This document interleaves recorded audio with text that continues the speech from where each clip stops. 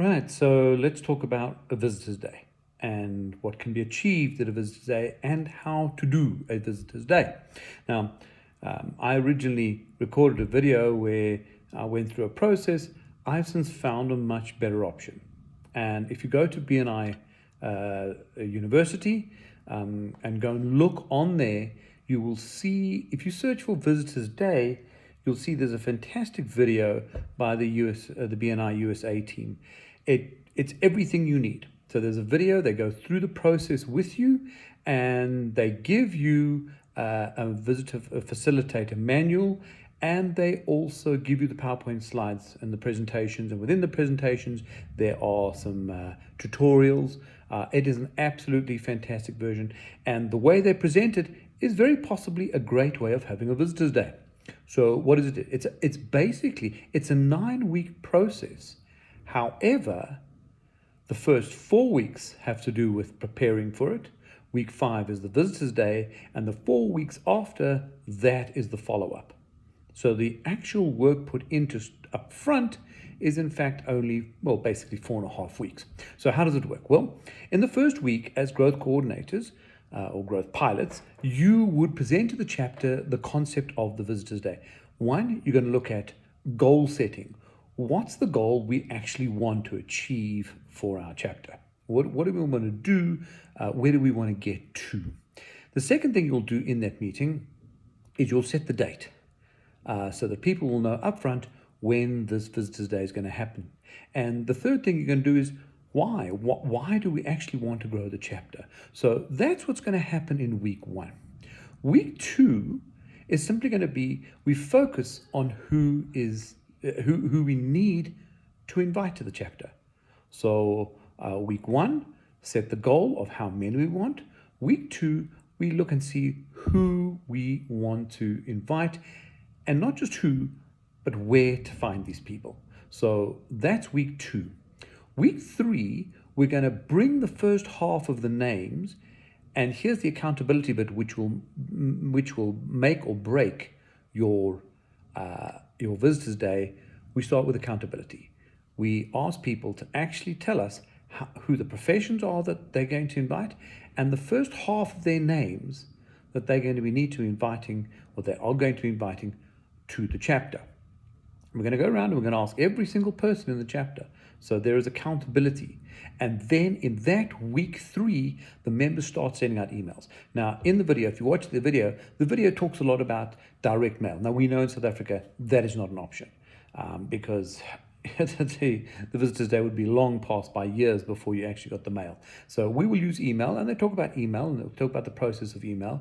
And they also talk about online versus offline. Now, we know when some chapters are still online, so there is the idea where they're talking about how we would run it in an online environment, but they also talk about it in offline. So week 3, call out the names, call out the professions, and your chapter starts sending out the invitations. And in certain instances, they can follow up with an RSVP, with a phone call to check that people have in fact received it. Might get RSVP straight away. Week 4, the chapter brings the second half of their names that they're going to invite. And again, it's all about accountability. Who's invited particular people. Now, the reason why we call it out is not just accountability, because somebody might say, well, I'm bringing Joe Soap, and somebody goes, oh, I know Joe Soap. Let's both send out an invitation to him. So that's the second reason why you would call out the names, so that people know who's actually coming. So also now in this instance, we start asking people to share the RSVPs that they have had from their calls. So week 1, set the goal and the date and why. Week 2, focus on where to find these people. Week 3, bring the names, bring the first half of the names and call them out and start sending out those invites. Week 4, bring the second half of those names, send them out, and now we're starting with the first follow-up calls from week 3. And then in week 5, within the first part of week 5, okay, you start with RSVP. You start the last follow-up calls, those last minutes, the 2 days before, you're sending out an email to the people going, we're really excited to see you, and those last-minute invites that you just want to get out, that somebody's just, you suddenly got a great idea. Week 5, just before the meeting, that's, well, not exactly just before the meeting, a couple of days before the meeting, that's when you're going to send out those last minute emails. And it's the follow up for the RSVPs. That's week 5. And then in week 5, you have your visitors day. And your visitors day is almost run like a normal meeting.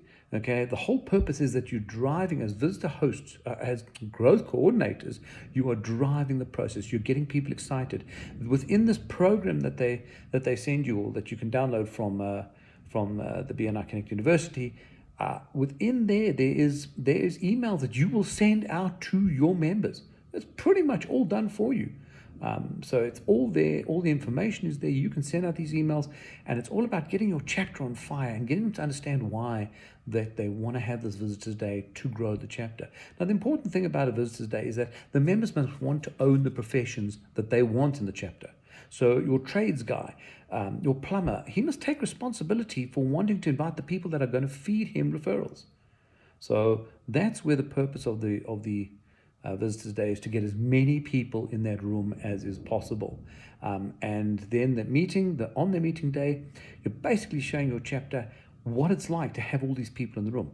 Now, a chapter of 20, if you're going to have, if you're looking to add on 8 people, there's a lot of invites you're going to have to. You're almost going to have to put through 512 invites to get 8 new members. It's in the program, it's in the PowerPoint presentation, it's in the facilitator's handbook, it's all there. It's actually a great system to have Visitors Day if followed properly. And then after the Visitors Day on week 6, it's all about the follow-up. And yep, there's even a video on how to do the follow-up and why you do the follow-up. And week 6, week 7, week 8, week 9, by week 9, you should have put on at least the 8 members if that was your goal. So guys, I highly recommend it.